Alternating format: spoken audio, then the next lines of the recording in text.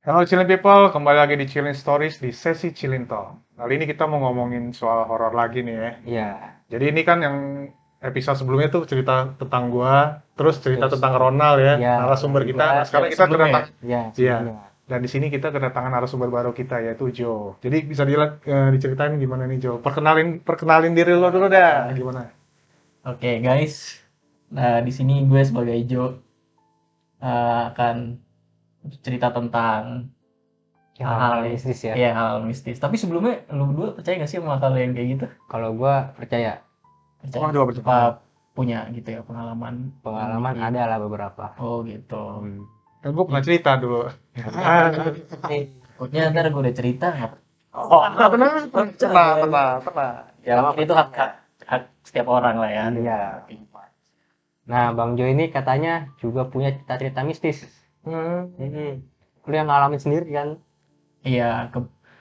Jadi berapa tahun yang lalu sih? Berapa tahun yang lalu? Berapa tahun yang lalu? Jadi ada sebut aja si X. Iya. Si X itu bagian dari keluarga lah. Iya, iya. Dia itu kayak sakit.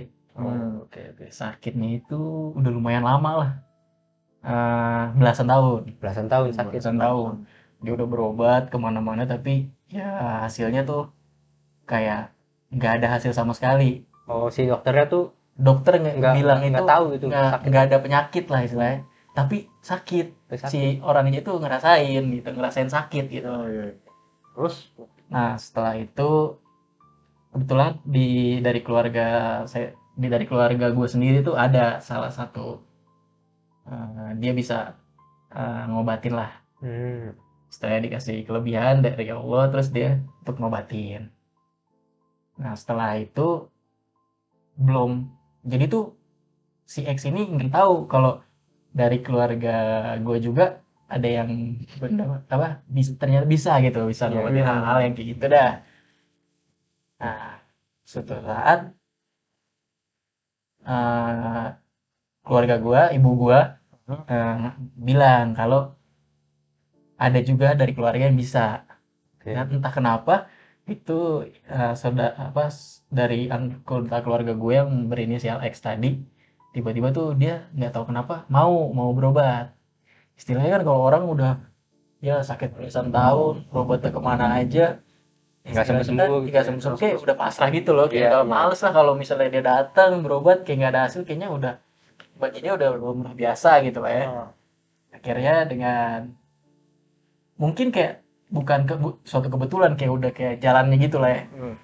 Setelah udah belasan tahun ketemu nih sama dari salah satu keluarga gue juga ngobrol. Nah ternyata di ngobrol-ngobrol sakit udah lama. Akhirnya tuh sakit lah. Dia susah buat jalan gitu.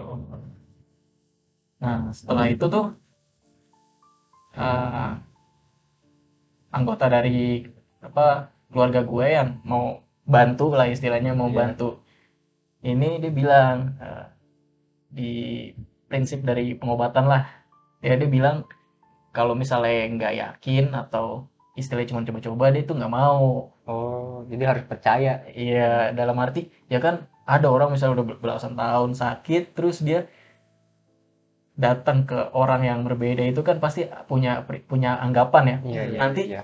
gue kayak datang ke sini kayak percuma gitu nggak ada hasil pesimis dulu. ya udah pesimis.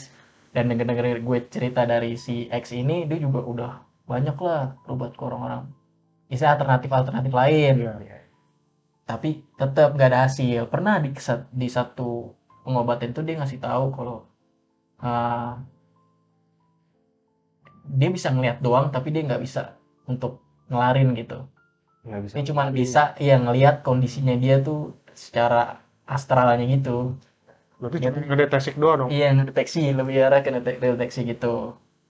Dan nggak tahu juga kayak istilahnya jodohnya atau jalannya tuh dari keluarga gue juga ternyata setelah sekian tahun. Ya kan kalau orang-orang yang kayak gitu biasanya nggak mau cerita ya kalau Iya, gue bisa iya. gitu. Padahal kan menurutnya nanti bisa dibilang kayak pamor atau numpang pamor atau mau nyari duit segala macam itu kan bisa. Oke akhirnya hari malam itu datang tuh si X anggota keluarga ini datang. Ya. Pas datang itu om gue duduk dan ngeliat kondisi si anggota keluarga gue si X ini dilihat sudah ketahuan, dites, ditanya-tanya segala macam sama om gue, kalau dia tuh sakit di kaki pertama. Dia bilang sama om gue itu sakitnya di bagian kaki. Setelah ditanya-tanya lah tentang dia harus berobat, soalnya om gue juga prinsipnya gitu loh, nggak pengen gitu kalau misalnya cuma datang coba-coba. Nah ini tuh bener-bener ditekanin dulu kan, lama banget nekaninnya, kayak gue nggak mau, istilahnya nggak mau lah kalau cuma coba-coba, mending lu cari orang lain aja gitu. Iya. Ngerti, Memang harus ngerti. ada kepastian langsung mau jadi Ah, gimana. gitu lah ya. Kira udah dari si X ini yakin, terus dari om gue juga udah ngeliat kalau si X ini udah yakin, akhirnya pengerjaan. Diobatin akhirnya. Nah, akhirnya pengerjaan yang pertama tuh. Iya. Pengobatan sih 2 hari tuh kalau 2 itu hari. kemarin. Iya 2 hari. Yang pertama itu di hari pertama itu pengobatannya cuman ngambil pemantau sama ini apa, barang di dalam badannya. Oh, pemantau tuh apa? Istilah pemantau itu kayak, oh ini kan masuknya ke penyakit yang nggak non medis. Iya. Jadi dari si X ini pernah dulu cerita ke dokter alis Arab di daerah Gatot Subroto, di Gatsu. Dia bilang bahwa Pak, Bapak tuh penyakitnya Lain. non medis Non gitu. medis. Ya. Sampai dia tuh disuntik itu udah bukan di sini atau di mana, itu langsung disuntik di saraf. Jadi lu 5 menit tuh kayak ngebus gitu loh, ngebus lu kagak ngerasain sakit, tapi cuma 5 menit. Itu udah sampai yang disuntik kayak gitu loh. Akhirnya eh, pengobatan hari pertama itu ternyata kebongkar tuh. Yang pertama itu pengambilan ini barang di badannya itu, dan itu ada 3 barang. Apaan tuh? Yang 2 itu paku, Ah. yang satunya lagi itu yang buat matiin saraf dia nggak bisa jalan. Waduh. Itu bentuknya apa barang? Eh, barang sih ya barang-barang kayak paku gitu, tapi yang satunya lagi yang ketiga itu paku sama kawat. Dulu Oh, ini ada saraf nih, Ah. dia tuh tusuk sama paku terus dililit sama kawatnya biar Oh. ngunci gitu. Ya kayak gitu deh pokoknya. Dan setelah itu ketiga barangnya udah diambil, ternyata pas di hari pertama itu ada tuh om gue itu kalau ada pemantau di sini tuh kayak, jadi gini, orang misalnya mau berobat, misalnya ada orang kena penyakit lah, Iya. penyakitnya penyakit yang bisa dibilang non medis. Iya. Dia berobat ke orang tuh penyakitnya kenapa, wah kalau bisa ke orang ini kayak enakan, karena dia punya pemantau gitu. Nanti kalau misalnya dia datang ke tempat pengobatan yang ini, pemantaunya bilang nih sama yang bikin, istilah kayak dukunnya gitu lah. Dia mantau, lapor ke dukunnya yang buat, bahwa nih orang mau diobatin. Jadi ditarik dulu itu penyakit. Jadi lo kayak kagak sakit gitu loh. Nah pas pengerjaan itu juga sekalian eh nangkep sih, bukan yang nangkep sih ya. Pas di situ om gue ada pemantau juga di situ, dan dia ikut hadir. Dan itu ikut hadir. Dan itu langsung difoto sama om gue, dan dikasih lihat tuh di depan si X ini. Dan si X ini baru pertama kali kan ketemu orang yang uh, pengerjaannya gitu, dikasih tunjuk, terus ngerjainnya bener-bener di depan-depan kita itu di ruang tamu, dan semua itu ngeliat gitu. Dan gue juga awal-awal di situ tuh gue tuh nggak percaya gitu, yang kayak gitu-gitu tuh tadinya gue nggak percaya, tapi pas hari itu ya, pengerjaan hari pertama itu gue tuh bener-bener, oh ternyata ada gitu loh, hal-hal yang kayak hal-hal yang berbau-bau gaib gitu tuh ada. Dan setelah pengambilan itu, dan sama satu makhluk buat pemantaunya itu, akhirnya selesai itu di hari pertama. Nah yang kedua itu kan, jadi tuh proses pengerjaannya pengeluaran barang sama penarikan makhluk. Nah gitu, dan itu gak dikerjain di satu hari yang sama. Jadi Ya, besoknya. besoknya ngerjain hari yang kedua tuh penangkapan makhluknya. Nah, yang penangkapan makhluk gue juga awal-awal itu kan ya namanya keluarga sendiri, gue juga kagak tahu ya makhluk makhluk apaan, gue juga nggak tahu. Akhirnya kita ini eh ngelakuin pengerjaan yang hari kedua. Hari kedua itu kita langsung datang ke rumah dari si X ini. Rumahnya.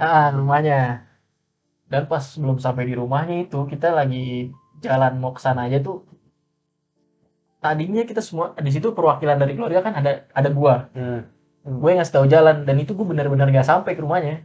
Nggak sampai. Nggak sampai, kayak disasarin gitu. Biasa ke situ tuh jadi kayak kagak tahu gitu loh. Kayak diputer-puterin Iya, diputer-puterin. Nah, itu Juga. Itu siang apa malam tuh? malam karena Oh. pengajarnya penarikan gitu kan, malam. Nah, pas udah penarikan itu kita nyasar tuh, kira berhenti dulu. Eh, gua di situ sebagai perwakilan ngabarin si X Sebentar, ini nih rumah si X ini dia di kawasan kota apa di desa apa gimana? di kawasan kota juga, kawasan kota. Wah, ngeri juga ya kalau disasar di daerah kota Iya. ya. Di kota loh maksudnya. kota, mesti kota. Iya, waduh. Di situ lumayan lah 30 menitan lah, kayak saya tuh biasa sering ke sana. Udah bener-bener lupa gitu. Kok beda jalannya. Akhirnya pas berhenti kita ngelanjutin lagi, dapet tuh rumahnya.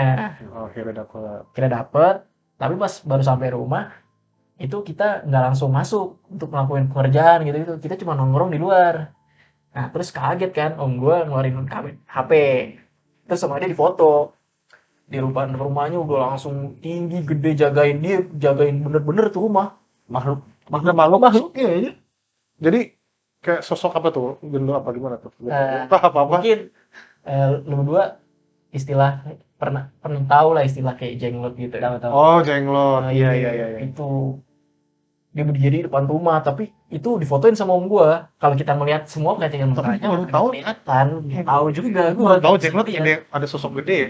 Iya, ada. Gue taunya tuh kalau makhluk Ada. kayak malu-malu tuh genderuwo yang. Bener sih. Nanti ya. Iya. Nah, awal-awal kita sepakat dulu, kita juga nggak tahu tuh ya kalau Iya, gitu. iya. Ya, habis setelah itu kita datang, itu udah disambut gede banget deh. Gue tuh awalnya juga istilahnya orangnya dulu suka gitu nonton film-film horor, tapi takut juga. Apalagi ini aslinya. Iya, apalagi difotoin, fotonya itunya di depan, ya kan? Aduh, bener juga tuh. Terus istilahnya bukan yang horor-horor. Misalnya kita datang ke tempat serem gitu ya. Ini kan ngobatin orang ya. Udah mainnya yang iblis disuruh-suruh gitu lah. Nah, habis itu kita masuk ngobrol-ngobrol dulu di dalam. Dan setelah masuk ke dalam, ngobrol-ngobrol sebelum pengerjaan, om gue bilang bahwa kita mau ngambil kayak penarikan makhluk lah. Tapi om gue tuh bilang, tapi makhluknya nyata gitu. Dua alam, di alam kita sama alam yang Iya. alam gaib lah. Nah, dia hidup di dua alam dan nyata. Di situ juga tadi sih dari awal aturan gue nyampein di sini, kalau nyampeinnya sih harusnya di sini tadi makhluknya itu apa ya. Tapi ya udahlah, tadi udah dijelasin kalau itu boleh ya Yang tarik tinggi tuh. gede gitu. Iya, si jenglot ini. Jadi tuh sebelum kita tarik, om gue nanya kayak gini simpel ya. Di sini tuh kayak suasananya gimana nih rumah gitu loh. Ditanya-tanya dulu ya kan. Suasananya tuh om gue mancing nih rumah panas, terus kalau ada hal-hal kecil bisa jadi gede. Dalam artian tuh kayak sendok hilang lah, perkara sendok hilang tuh sampai ribut. Iya, pokoknya sampai keluarga tuh ribut gitu loh. Nah, Bisa ya masukin. setelah udah yakin kita mau lakuin penarikan, akhirnya ngelakuin di situ penarikan. Penarikan makhluknya nih. Penarikan makhluk. Dan situ gua sama si X ini nggak ngikut proses penarikannya itu ya. Ngobrol di situ omlor. Di situ cuma om gua, dan di situ gua cuman sama si X duduk aja di ruang tamu. Dan situ semua lampu dimatiin karena kalau sistemnya dari makhluk ini, kalau dia ngeliat cahaya sedikit tuh dia langsung hilang gitu. Kalau hilang nanti resikonya ya lebih parah lagi gitu. bisa banyak sih kemungkinan yang ada, dia bisa langsung terbang menyerang atau enggak dia bisa hilang. Nanti kan kalau dia hilang kita nggak bisa mendeteksi kayak dia kapan lagi gitu buat nyerang si Iya. orang yang dituju gitu ya kan. Akhirnya semua lampu dimatiin. Gue juga awal-awal itu juga pertama kali tuh gue ngikut hal yang berbau-bau bisnis yang tadinya gue nggak percaya, tapi gue pengen tahu, tapi gue juga takut gitu loh ya.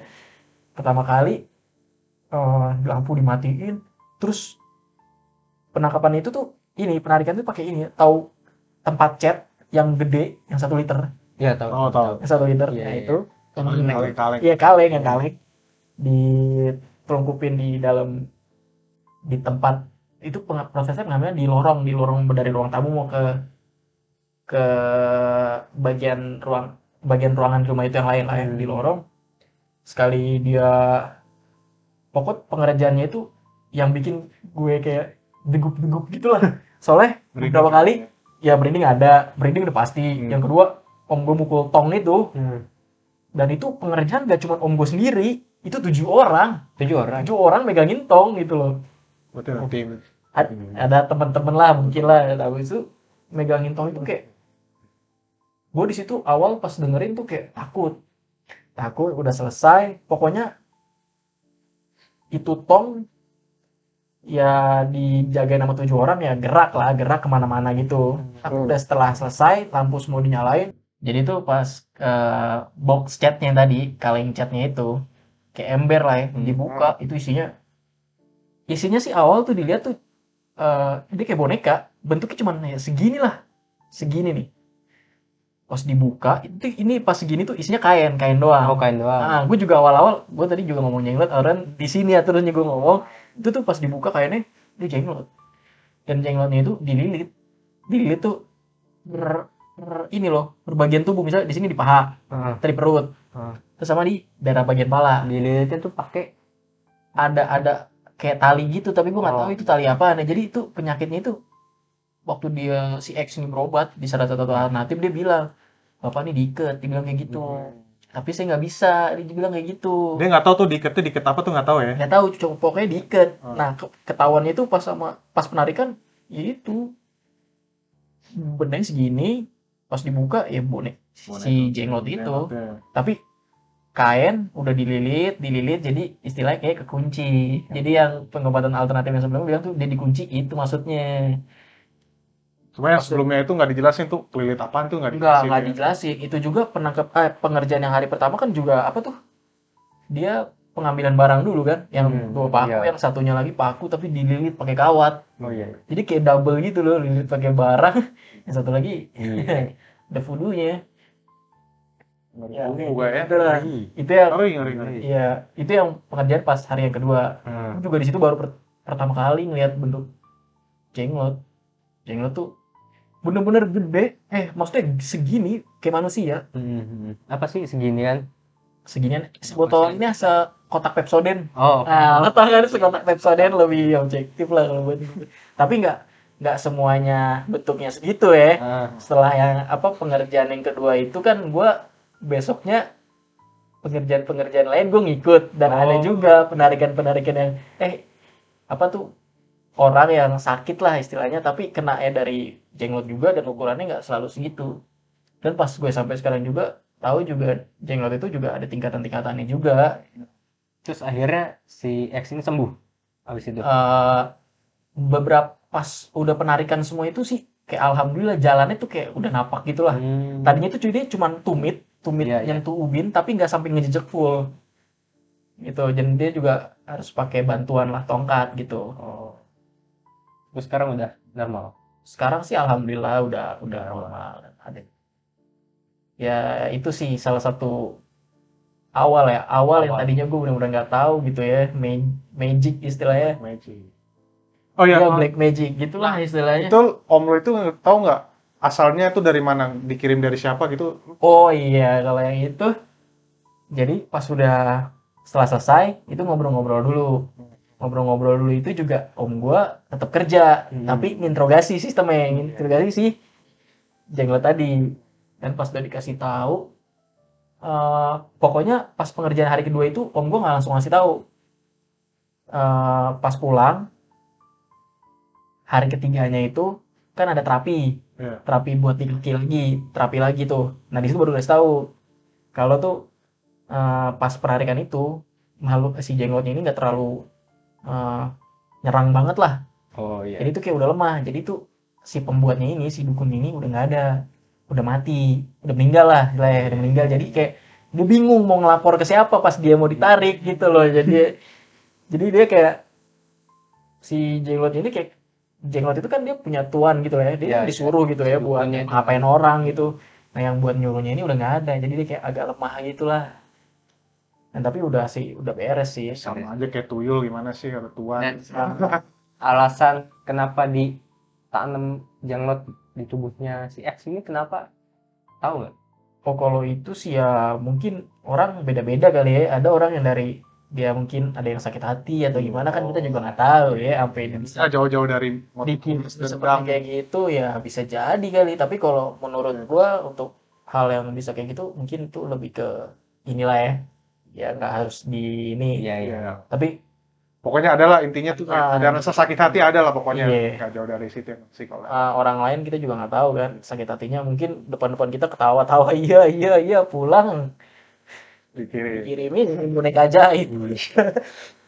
Nah, terus habis selesai ini akhirnya Bang Jo ini ikut terus nih. Habis itu tuh gue kayak tertarik gitu, Tertarik. gue tuh ngikut aja gitu, ngikut dalam artian pengen tahu gitu loh. Kalau orang tuh sakit hati beda gitu, ngelampiasinnya ada yang beda-beda. Dan dari situ tuh gue, itu gue pertama kali ngikut itu semester 5 pas kuliah sampai sekarang. Oh. Dan itu bener-bener banyak Berarti kejadian-kejadian emang yang ceritanya banyak banget nih. ya kejadiannya gimana ya? Ada yang pure kesalahan, ada yang disengaja, ada yang nggak disengaja. Ada yang pengiriman ini nggak pengiriman. salah ngirim gitu ada. Kalau salah ngirim, belum sih. Kalau yang salah ngirim belum. Tapi kayak lebih ke ini. Kalau salah ngirim itu kan jatuhnya targetnya salah dan makhluknya itu ada di situ. Mhm. Tapi kalau ini lebih kayak makhluknya emang udah ada di rumah itu, orang itu pindah ke rumahnya. Oh, oke. Nah jadi kayak lo diganggu, ya lo pendatang gitu. Dia makhluknya duluan dia di situ. Iya. Nah itu juga kasusnya juga case-nya ini juga jenglot juga. Jenglot Tapi juga ya. bukan sistemnya bukan kayak dikirim buat nyakitin orang, bukan. Emang dia udah di Emang situ, udah di situ dan keluarga ini nempatin. Iya. Itu jatuh juga pembersihan sih pembersihan rumah. Dan udah mulai dari yang itu gue ngikut tuh ya. Dan di situ gue percaya sih. Kayak yang tadinya gue nggak percaya hal-hal yang kayak gini, apalagi sampai yang ke magic, tiba-tiba sampai ngelihat real ya jenglot kayak gini jadi gue kayak Ini. ya Berarti emang ternyata ada ada ya. ceritanya banyak Bener nih. ada. Cuma di-keep aja dulu. Oh gitu. Kita lagi, Kasihan, boleh ya? kasihan. Boleh. Sekarang kita penutupan dulu deh. Iya, Ngomong baik. segitu dulu. Sampai ke situ aja dulu. Masih sih dulu. Iya. Jadi buat kalian para subscriber, chillin People. people, aduh sorry banget chill people. Ini Kalau kalau kalian bilang Chilling People itu kenapa ya? Kan nama channelnya Chillin Story. Chilling Story. fans kita tuh panggilnya chill Chillin people. Biar lebih santai aja. Pokoknya ada rambut di sini ya. Maaf udah rambut. Oke deh. Oke, buat kalian yang mau ikut sharing cerita horor kayak Bang Jo di sini, langsung hubungin aja di email yang tertera di bawah. Gimana ya? Pokoknya ceritain aja ya. Ceritain aja. Iya, pokoknya ceritain aja apa adanya yang cerita horor kayak apa. Kalau punya cerita-cerita mistis kayak gitu, cerita di komen juga nggak apa-apa. Cerita di Ntar komen kita ya. bacain ceritanya di sini. Jadi sekian dulu dari Chillin Stories. Chilling Chillin Talk. sesi horor dari Bang Jo. Jangan lupa like, comment, dan share serta subscribe channel Chillin Stories. Oke, bye. And stay chill.